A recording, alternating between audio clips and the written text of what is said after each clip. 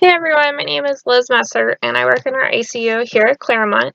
I provided a short video for you guys on DKA insulin protocol.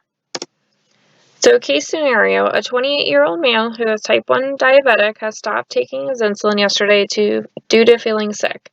Blood sugar is 450, ion gap is 24, and CO2 is 12. Electrolytes are currently within normal limits. DKA protocol is ordered to initiate.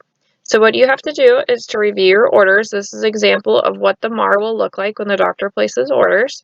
You want to get a weight, a finger stick blood sugar every hour, and labs every 4 hours, which include a BMP, a magnesium, and a phosphorus. This is an example of what the insulin order looks like for the DKA protocol within the MAR. Pharmacy will dose your initial insulin dosage based on the patient's weight, so that's why it's really important to get an accurate weight. And your dosage is 0.1 times the kilograms. So the patient weighed 150 pounds, so it'd be 68 kilograms, which would equal 6.8 mLs per hour. So you want to start at the initial DKA insulin infusion protocol. When your blood sugar reaches 250 or below, you are going to switch to the DKA multiplier. And when you do that, you are also going to switch your fluids. At any point, if a finger stick is below 80, you want to notify your provider. And criteria for when physicians stop insulin infusions is when the blood sugar reaches 200 or less, with as well 2 consecutive ion gaps of 12 or less, and 2 consecutive serum bicarb greater than 15. This is good to know just in case you guys have DKA patients on holds in the ER. So this is an example of our MAR with documenting insulin dosage changes. So pharmacy gave us the dosage, or we did the calculations to start at 6.8 units per hour. When we do that, we're also going to start our normal saline infusion at 250 an hour. So an hour has went by. We are going to recheck our blood sugar, which is 500. So we're going to come over here to the MAR, and if any blood sugar increases, you're going to increase the infusion by 50% of the rate. So we increase, so we are going to take our 6.8, divide that by 2, plus our 6.8, because you're increasing by 50% of that. So that's going to equal 10.2 units per hour. So another hour has went by. We're going to check our blood sugar, which is 410. So we decrease by 90. So if the blood sugar decreases between 76 and 100, we're going to decrease the infusion by 50%. So you're going to take 10.2, divide it by 2, 5.1. So that's our 4 o'clock new rate. So we're going to recheck it at 5 o'clock. So he's went down to 320. So we went down by another 90. So again, we're going to decrease by 50%, which is 2.55. Your pump is going to round you up to 2.6, which is okay, which is units per hour. And then we're going to check it again in the next hour. So at 6 o'clock, he's reached 250, which is that magical number of where we switch to the DKA multiplier.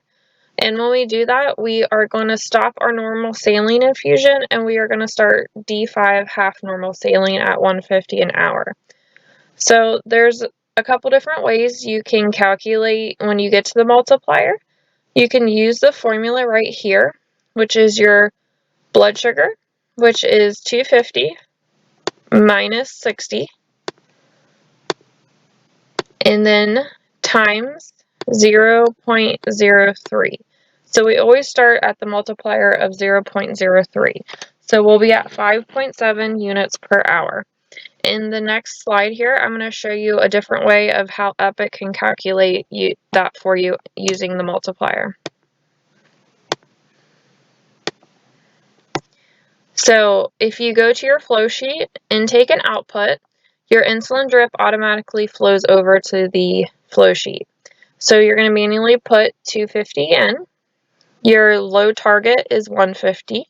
Your high target is 200. Unless the doctor specifies different, this is the normal range. You're going to start at your multiplier of 0.03, and then Epic's going to give you that 5.7. It also gives you information over here in the row. So it tells you again the formula that it used to get to that number. Whenever your blood sugar is greater than the high target, which is 200, you will increase the multiplier, so it would go to 0.04. If the next blood sugar was lower than the 150, you would go to 0.02. If you were in between 150 and 200, you would stay at your 0.03. And then another helpful tip is you can click right here and also document your change in Epic, and it will bring up the screen to tap. So you have obtained your labs 4 hours after your initial set and you're starting your insulin drip. Below are your labs. So potassium was 3.8. With insulin infusions, it is going into the cell and driving the potassium out. So you're going to want to replace potassium pretty frequently. That's why we check labs so often. So with your potassium 3.8, your PRN orders in the MAR say to give 3 doses of potassium. Your magnesium is 1.5, so that says to give 2 doses of 1 gram, which would equal 2 grams total, and your phos is 2.4, so that says to give 10 millimoles of sodium phos. That is not located in our Pyxis, so you will have to request that from pharmacy. And a little tip with the sodium phos, our pumps will set it at 41 mLs per hour, so you have to watch that and change it, or your infusion will take longer than the 4 hours. So here's a helpful tip sheet that will be provided with this video and the email. Hopefully this will be helpful for you guys to grab and have on hand when you have any questions with the DKA protocol. I hope this was helpful. Thank you.